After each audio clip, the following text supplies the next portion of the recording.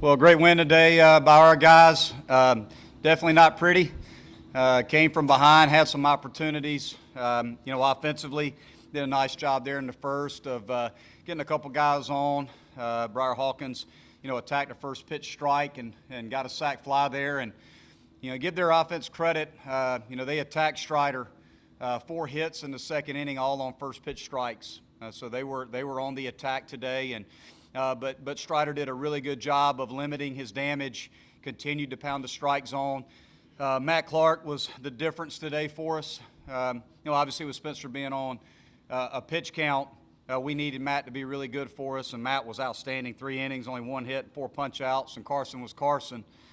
We had opportunities in the 6th. Pretty frustrating. Bases loaded, nobody out, and we didn't get anything out of it. Made a mistake there at first base, passed a runner. That was what the review was over. So give Coach Kingston credit for that. That's not always something that you see as the opposing coach. He saw that, and I give him credit for that. But we persevered, and that was a big deal for us. We've had time and time again opportunities to drive runners in, and we haven't been able to do it. But we persevered. We didn't get down, and obviously the 7th inning was huge. Hawkins hit the sac fly. Parker with the big, double 2 RBIs, and then Hack followed it with a single RBI. And I thought we played a really good game defensively today too. I know we had a couple errors, but Parker made a great play at shortstop. We moved him to shortstop today. Made a great play there in the first inning. Then we turned a big double play, 5-4-3 in the second. Just thought overall we played a good game defensively. We pitched outstanding. Offense is still a work in progress. We know that, but we competed today, and we put together a lot of good at-bats, a lot of quality at-bats, and found a way to win. Monte, could you expand a little bit on just what that says about the mental makeup of your team? Because you really could have gone into a hole after that bad break in the 6th and not getting a run home and a 1-run ball game. Well, just really proud of our guys for winning the last 9 outs of the ball game. I mean, we preach that and talk about that with our team an awful lot.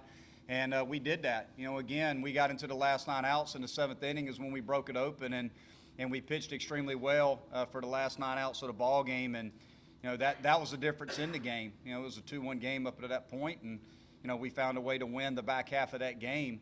I'll just give my guys credit. Again, you could certainly be let down and frustrated in the dugout after the 6th inning that we had, and for us to respond in the 7th inning the way we did, and had another opportunity in the 9th. Again, we're a work in progress on offense. But you just look at it over the course of this weekend. We score 7 runs, 5 runs, and 5 runs. And with our pitching staff, if we play good defense and we get a couple guys going, some of these older guys that have played some for us, we get some of these guys going offensively, then, I think our team will only continue to get better. Ronnie, what was the explanation for the 6th inning on what happened there? Say again? On the replay, what was the explanation? Well, and they got the call right. So what happened in the play? We had bases loaded, nobody out. Dylan had 2 strikes on him. He hit the flare to left field. Well, initially, Briar got off the bag because he saw, that it was a low line drive. And then as he was catching the ball, he came back and tried to tag. Once he tried to tag and he dropped the ball, then he had to go to pick up the ball, threw him out. I think when we teach our guys, anytime a runner at third tags, to tag yourself. So we were trying to tag up in case that throw came to the plate so we could move up to second and third with 1 out. So Hack was at first base, and I don't think Hack was off the bag very much. I think he had come back to tag, and he wasn't very far off the bag. And Dylan's running with his head up looking at the ball. When he didn't catch the ball, he went too far and passed him. And that was the call. So, again, they made the correct call. It's frustrating, obviously, at that time because you think sometimes that may be the opportunity that you have in the game. But we did a good job of just being able to move on from it. And found a way again in the 7th to score runs. No, I didn't. I didn't because I think oftentimes when you talk about things like that in the game and you're a little bit frustrated as coach, I try to show no emotion whatsoever when that happened. I just wanted to send a message to my team that we got to move on. We talk about being mentally tough. Mentally tough people move on when they face adversity, right? When you fail, you got to be able to squash it and move on to the next pitch and keep playing. And that's what we did. So I'm proud of our guys for not letting the 6th inning affect us in a negative way. We didn't lose any energy in the dugout on defense or on offense there. Were you aware immediately were you aware immediately that was reviewable? Yeah, I was aware of it. Anytime they go into review a play, they can review the whole play in its entirety. Okay, so they can review not only like if he caught it or not, but they can review where all the runners are and everything that goes on within that play. So sometimes when they go in there and look, they may see something else that was not the case there. He actually asked them to go in there and see if he passed a runner, and he did. We talked about it on Friday, not having to use Spires. How much of a comfort was it once you got the lead, knowing that you had a fresh Spire? Well, Spires was up to 94, I think, on the board. The board was right. We had it running today, and obviously you could see that Spires was fresh just based on his velocity. So, it was great to have him at his best for the last 2 innings, to win the series. Were you shocked not to see Brett Carey there in the seventh? Cam Trinaldo. I'm sorry, say that again. Were you shocked to see not to see Brett Carey when they brought Cam in? No, I'm not. He threw 20 pitches yesterday because they had to use him in the right spot at the right time, and that's a tough decision for a head coach to use. I mean, just imagine if we would have used Spires yesterday for 20 pitches. We better pick our spot wisely. You're talking about running a guy out there with no day's rest, and he's can only probably give you 1 inning. You better pick the right time to bring him in. So no, I'm not. I think that's a tough decision to make for a head coach as far as exactly when you can use a guy when you can only get 1 inning out of him. No, I don't necessarily think it was. I wasn't surprised by it at that point. I felt like they would try to use Carey as late as possible in the ball game. We felt like that, and certainly understand it. Coach, I think it was Mikowski a few games ago slipped foot first as the play was thrown out. The slide by Parker head first to avoid the tag. Yeah, it was. I guess it was obviously a good slide. I didn't get a chance to see it. We can't go in and watch. We don't go in and watch those things. So I thought he was safe. I mean, just based on how the ball hopped up, I thought when the ball hopped up, he got underneath the tag, even though the ball beat him. And you got to give the home plate umpire credit for that because oftentimes, if the ball beats the runner to the bag, they'll call him out.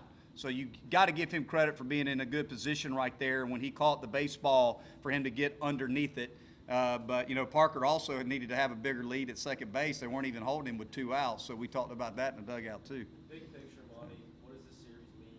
Take 2 or 3 last year. You did take 2 or 3. Sounds good to feel. Well, great confidence-wise. I mean, it's great for our guys. Anytime you can win this rivalry, we won a state championship this weekend. That's always a lot of fun. Just great confidence, great momentum going into this week, going into ACC play. But we also have a lot of things that we still got to address. I mean, we still have, plenty of things that we've got to work on.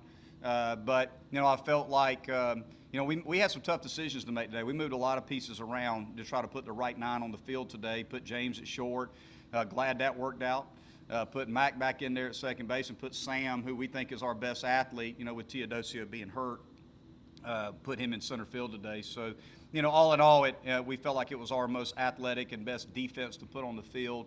And, glad that we found a way to score some runs there, too. What is the situation with Tito? I'm sorry. Update on Teodosio? I haven't gotten one. I think he saw the doctors today during the game. I will know more tomorrow. But I do not have official word yet just because, if I'm not mistaken, I think he was getting looked at today at some point. And, when that was, I'm not sure just because of all the pregame and then the game going on. I was obviously on the field. I have not heard anything yet. Hope to know more tomorrow. With Matt coming in the way he did, and this is how you guys kind of planned it right now with Spencer. To kind of get out of that inning, how big was that for you guys? The way you got out of it, kind of get you guys rolling. Well, it was big for us because Matt was at his best. Again, you've got a true weekend starter pitching behind Strider, and I'm proud of Matt. You think about how hard that is. You talk about being selfless as a teammate. Now, that's a tough pill to swallow. With a guy that was as good as he was as a starter for us last year to be asked to pitch behind Spencer on a Sunday, and for him to just accept that role and dominate that role says an awful lot about him. We won the series today because of Matt Clark. I mean, Matt Clark is the reason that we won this series against South Carolina, and it just says a lot about how selfless he is and him embracing his role and doing what he can do to help our team win. So says an awful lot about him as a young man to pitch at his best in the biggest game of the year up until this point. Do you have an update on Sean Freed? I will know more hopefully this week on Sheldon. We anticipate Sheldon potentially being available towards the end of the year. We hope so. We're not sure quite yet. We'll know more exactly at some point at the beginning of this week. But there could be a chance that we may be able to get him back towards the end of the year. We'll just have to see. I think Kier hit close to 600 in this series. How important is it having him healthy, and what kind of difference does he make? It makes a huge difference. You know, when you got those two guys at the top of the order that can get on base for the guys in the middle. And another key factor for us today is the middle of the order hit. I mean, that's another, you know, you look, we had 5 RBIs between Hawkins, Parker, and Hackenberg. So 4, 5, and 6 did a good job of driving some runners in today. But Kier has been just so consistent, and you know, it's so nice to have him healthy and doing what he's doing. And we just got to, you know, keep our fingers crossed, keep doing everything we can to manage his workload to keep him healthy. How good was it to see Sam reach base a couple times with the bunt single and steal a base and kind of give him some confidence? Well, that's what Sam's got to do. You know, Sam's got to get on base. When Sam gets on base, you can see what he does. I mean, we ran a fake bunt steal, and he stole the bag easy. And you know, Sam's a dynamic athlete. When he gets on base, he can make things happen. Thank you, Coach. Yep.